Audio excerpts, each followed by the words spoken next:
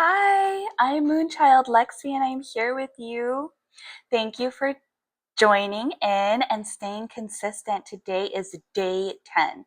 Day 10 of transformation through stories, oracles, and parables.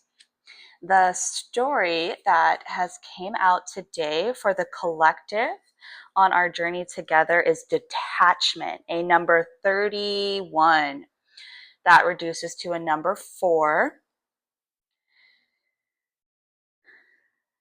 Four of stability and foundations. This is a strong foundation to be on detachment. Before I jump into the actual story itself, again, let's tune into how we feel ourselves looking at this. When I see this imagery, what immediately came to my mind was a conversation I had with my own child, my own son, on my transformation through life. I do enjoy Buddhist teachings, and the first thing I wrote when I saw this was that all human suffering comes from forms of attachment. Well, how do we stay detached when we're attaching in life, like with our family? I have a baby, I have children, and there is a sense of worry, right, for them, concern for them that attaches me to this world. And very specifically, he and I were exploring the topic of death. And he expressed to me his worry, his concern that, Mom, I'm afraid for you to pass because I won't have you anymore. And I explained to him,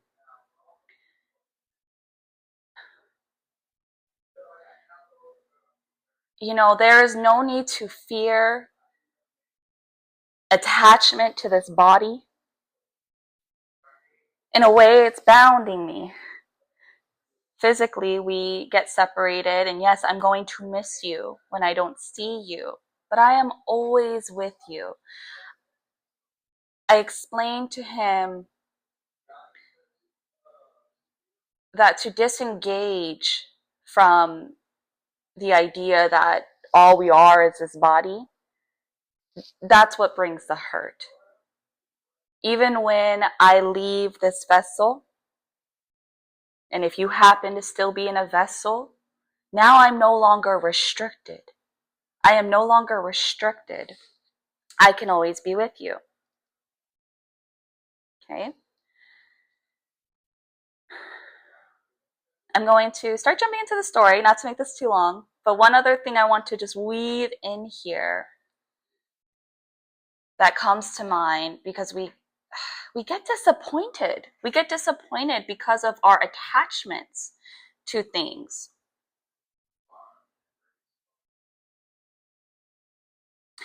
And there becomes a level of spaciousness, of radical acceptance of what is. How can we just accept what it is?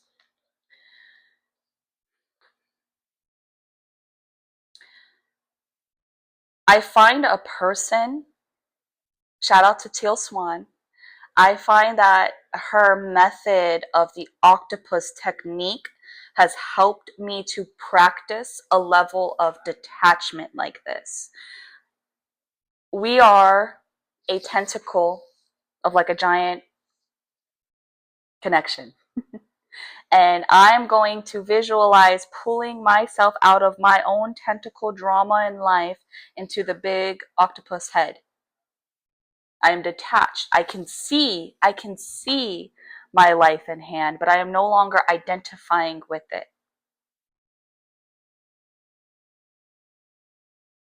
Okay, so enough intuitive sharing. I will now share the parable and the author's story here for us all for further understanding on detachment. Go on feeling something in you that is the same no matter what happens on the periphery.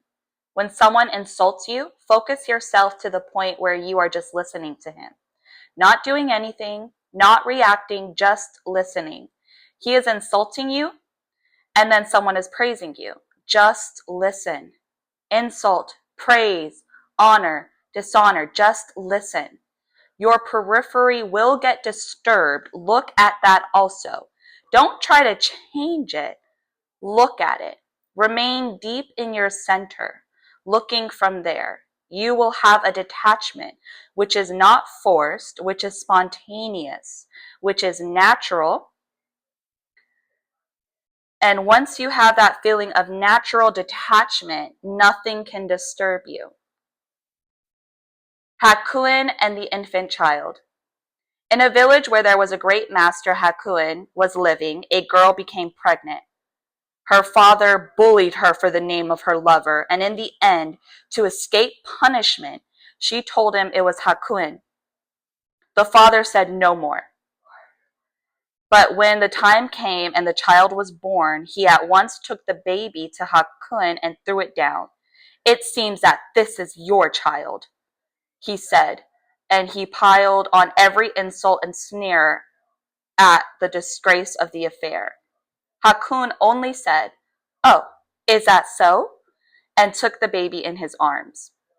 Wherever he went thereafter, he took the baby, wrapped in the sleeve of his ragged robe. During rainy days and stormy nights, he would go out to beg for milk from the neighboring houses. Many of his disciples, considering him fallen, turned against him and left. And Hakun said not a word.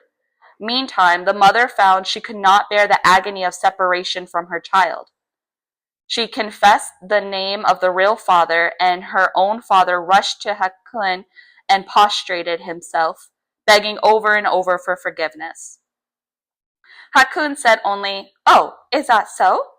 and gave the child back. For the ordinary man, that others say matters too much because he has nothing of his own. Whatever he thinks he is just a collection of opinions of other people. Somebody has said, "You are beautiful." Somebody has said, "You are intelligent." And he has been collecting all these. Hence, he's always afraid. He should not behave in such a way that he loses his reputation, respectability. He is always afraid of a public opinion, what people will say, because all that he knows about himself is what people have said about him. If they take it back, they leave him naked. Then he does not know who he is. Ugly, beautiful, intelligent, unintelligent, he has no idea, even vaguely, of his own being, as he depends on others. But the man of meditation has no need of others' opinions. He knows himself. So it does not matter what others say. Even in the whole wide world says something that goes against his own experience, he will simply laugh. At the most, that can be the only response, but he is not going to take any step to change people's opinions. Who are they? They don't know themselves, and they're trying to label him. He will reject the labeling. He will simply say, "Whatever I am, and this is the way I'm going to be. I am what I am. You are what you are." Sit in that stillness and detach. Who are you when all the voices stop? Who are you underneath it all? Every label you've been given or assigned, detach from that. For you are so much more than that and nothing at all. Thank you all for joining for today's transformation.